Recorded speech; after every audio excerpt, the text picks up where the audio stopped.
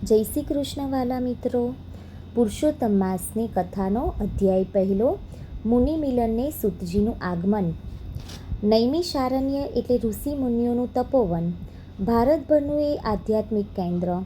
Home હવન યજ્ઞ યાગાદિ અને જપ તપથી આ ભૂમિ એટલી બધી પવિત્ર બનેલી છે કે ત્યાં પગ મૂકનારના કુવિચાર પણ સુવિચારમાં પલટાઈ જાય. એકવાર આ પુનિત ભૂમિમાં યજ્ઞ યાગાદિ કરવા વિખ્યાત ઋષિ મુનિઓનો મહામેળો યોજાયો હતો. યજ્ઞ યાગાદિથી પરવાર્યા પછી રોજ ત્યાં સત્સંગ સંમેલન જામવા લાગ્યું.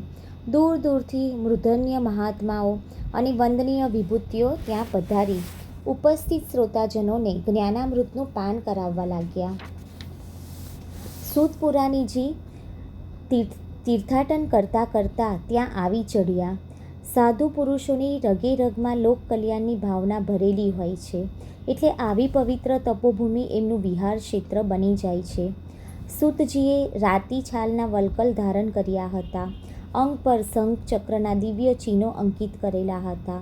કંઠે તુલસીની સુંદર માળા શોભી રહી હતી. મસ્તક પર બાંધેલો જટાનો મુકુટ સમ્રાટના મુકુટને પણ ઝાંખો પાડી રહ્યો હતો.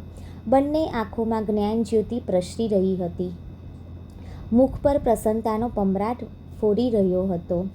સૂતજીના આગમનના સમાચાર સાંભળી ઋષિમુનિઓ બેઠા હતા ત્યાંથી આદરભાવે ઊભા થઈ ગયા. સૂતજીના નામનો પ્રભાવ જ એવો અનેરો હતો. ઘેર બેઠા આચમન કરાવવા સત્સંગ ગંગા સામે ચાલીને આવી હોય ત્યારે એ અમીધારાનું પાન કરવાનો લાવો લેવાનું કોણ ચૂકે?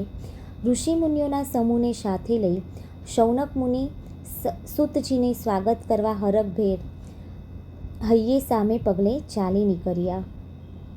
આદરપૂર્વક વ્યાસપીઠ જેવા ઉચ્ચાસને સૂતજીને બેસાડ્યા. પૂજન અર્ચન મધુપર્ક અને સ્તુતિ મંત્રોથી સૌએ એમને પ્રસન્ન કર્યા. બંને હાથ જોડી મસ્તક નમાવી ખૂબ ભક્તિભાવે શૌનકજી બોલ્યા, હે સૂતપુરાણજી. શૌનકજી શ્રદ્ધાભેર્યે સ્વરે બોલ્યા, અમીધારાની માફક આપના પર ગુરુદેવની કૃપાધારા વરસી રહી છે, એટલે તો આપ વ્યાસજીના મનનું રહસ્ય સુપેરે જાણો છો. શ્રી હરિની કોઈ અદ્ભુત લીલા કથા સંભળાવો. અમે સૌ આતુર બન્યા છીએ. ભવરોગને દૂર કરનારી અને મોક્ષનું પ્રદાન કરનારી કોઈ સરસ કથા આજે સંભળાવો એવી સૌની હાર્દિક ઈચ્છા છે. અહીંયા પહેલો અધ્યાય પૂરો થાય છે. જય શ્રી કૃષ્ણ. રાધે રાધે.